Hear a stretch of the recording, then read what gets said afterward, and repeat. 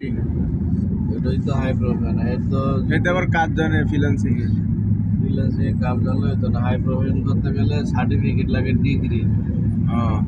Degree সার্টিফিকেটটা আমরা এতদিন 2 নাম্বার মনে করে বানাইতাম, বাংলাদেশ থেকে বানায় মিনিস্ট্রির থেকে বাংলাদেশ ফরেন মিনিস্ট্রি এটা অ্যাটেস্টেড হইতো। এরপরে যাইতো বাংলাদেশে যে দুবাই এম্বাসি আছে নি, দুবাই এম্বাসিতে এখান থেকে অ্যাটেস্টেড হয়ে যাইতো।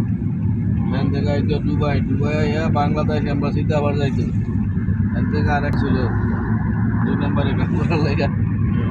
আর এক একটা সার্টিফিকেটের 2,000 দাম করে নিত।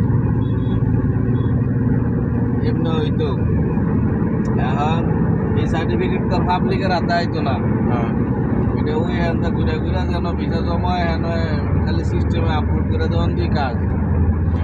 আর যদি ইন্টারভিউ নেওয়ার সময় কত সার্টিফিকেট লয়ে আয় দেখি, 2-4টা প্রশ্ন জিজ্ঞাসা, সার্টিফিকেট তো দেয় থাকতো না।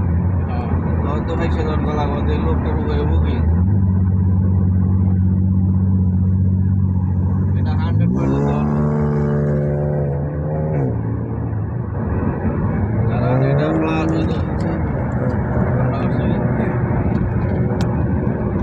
এটা মনে হয় এই গাড়ি কালাম্বারের মতো। এই কামটা করছে তো এই লাইন থেকে এমনি খুদ করে ঢুকে জায়গা, যদি এটা না ঢুকতো তাহলে ঝামেলাটা হয় না।